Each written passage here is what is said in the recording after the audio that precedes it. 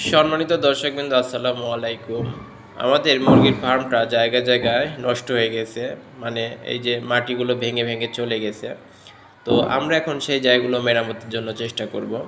তো আমি চাইছিলাম যে এই যে খুঁটিগুলো এভাবে পুঁতে দিয়ে এই খুঁটির চারপাশে আমি এই শুধু বস্তা দিয়ে মাটি দিয়ে দিব, কিন্তু আমাকে একজন পরামর্শ দিল যে না, এইটা না করে তুমি বস্তায় মাটি ভরে দাও।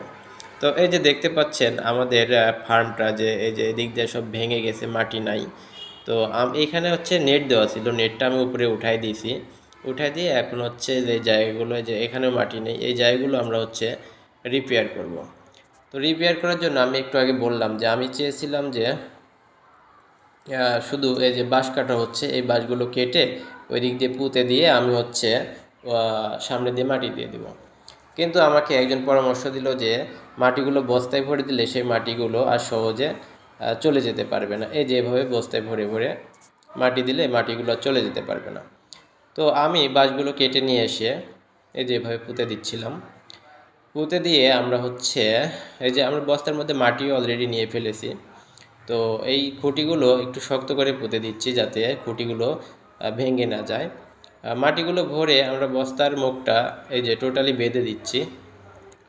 বস্তার মুখগুলো বেঁধে আমরা যদি এভাবে দিয়ে দিই তাহলে এই মাটিগুলো আর সহজে এই খালের মধ্যে চলে যাবে না। তো আপনারা যারা খালের মধ্যে খালের পাশে এভাবে ঘর তৈরি করছেন এবং এভাবে ভেঙে যাচ্ছে, তারা আমাদের এই সিস্টেমটা অনুসরণ করতে পারেন। তাহলে আশা করা যায় যে আপনাদের ঘরের মেঝেটা খুব সহজে নষ্ট হবে না,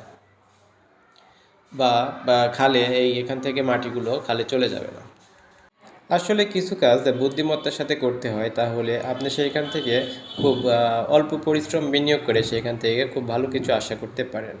তো দর্শক, আজকে এ পর্যন্তই। ভালো থাকবেন সবাই। আপনাদের সবাইকে ধন্যবাদ। আপনাদের সবার জন্য শুভকামনা।